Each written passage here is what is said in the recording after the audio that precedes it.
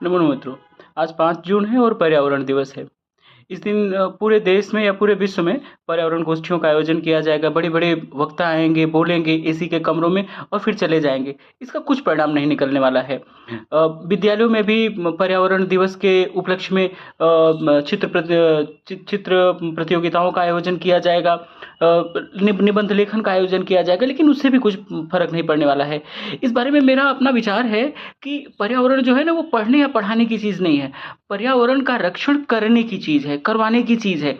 मैं जब लॉ कर रहा था, मुझे याद है कि मैं एनवायरमेंटल लॉ पढ़ता था। सुप्रीम कोर्ट का एक कानून है कि प्रत्येक व्यक्ति को, प्रत्येक विद्यार्थी को ग्रेजुएशन स्तर से ऊपर के उनको पर्यावरण के बारे में पढ़ना चाहिए। ये ठीक है, पर्यावरण के बारे में पढ़ें, लेकिन पर्यावरण के बारे में पढ़ के क्या करेंगे? पर्यावरण के रक्षण की आवश्यकता है, पेड़ों को लगाने की आवश्यकता है, नदियों को साफ करने की आवश्यकता है, नालों को गंदा न करने की आवश्यकता है। वो किसी किताबी ज्ञान लेकर के हम उसको क्या करेंगे? हमारा मतलब ये है कि अगर इसको धरातल पर लाना है, पर्यावरण का सचमुच हमें रक्षण करना है, तो देश भर में जितने विद्यार्थी हों, वो 0 से लेकर के और जब तक वो पढ़ते हों, तब तक प्रत्येक विद्यार्थी को हर 1 साल 1 वृक्ष लगाने की अनिवार्यता कर दी जाए। उसमें उसको कुछ मार्क निर्धारित कर दिए जाएँ और वृक्ष को जीवित रहना भी आवश्यक हो, तभी उसको साल में उसके मार्क मिलेंगे। वो उसका एक तरह से वो उसका पिता बन जाए, वो उसकी माता बन जाए, वो उसका संरक्षक बन जाए। इससे क्या होगा कि देश में देखते ही देखते 5 से 10 साल में चारों तरफ हरियाली आ जाएगी।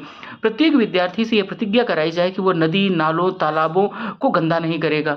वह अपनी गंदगी को शहरी नालों में नहीं फेंकेगा। आप देखिए ना नालों की स्थिति, नाले क्यों चौक हो जाते हैं? अपने आप तो चौक होते नहीं, आप जितने भी नाले हैं उनकी सफाई करते समय देखिए तो उसमें प्लास्टिक की बोतल, पत्ते, गिलास, प्लास्टिक की थैलियाँ, यही सब तो होते हैं। ये अपने आप तो उसमें पैदा नहीं होते, नालों में तो फैक्ट्री नहीं लगी होती, हम ही आप जैसे लोग होते हैं जो उनमें फेंकते हैं। तो यह हमें आपको सीखने, सिखाने और करवाने की ज़रूरत है। हमें इतना सेंसिटाइज़ करने की ज़रूरत है कि हम ऐसा ना करें।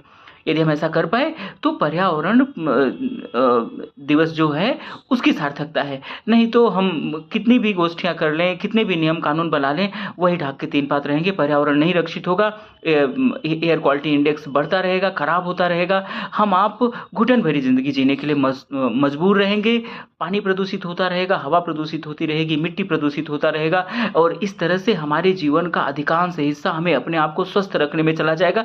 सोचिए कि बिना दवा के हम स्वस्थ हो सकते हैं यदि पर्यावरण स्वच्छ हो। आप ध्यान दीजिए, कोविड के समय हिमालय पर पंजाब से हिमालय की चोटियाँ दिखाई देने लगी थी। ऐसा क्यों हुआ था? क्योंकि गाड़ी मोटर का प्रदूषण कम हो गया था, लोगों का बाहर निकलना कम हो गया था, फैक्ट्रियों की के धूल-धुएँ से मुक्ति मिल गई थी। फैक्ट्रियों के धूल-धुएँ, गाड़ी, ये सब आवश्यक है, लेकिन अगर हम पर्यावरण रक्षण के कुछ सामान्य बिंदुओं को अपने जीवन में उतार लें तो निश्चित रूप से पर्यावरण का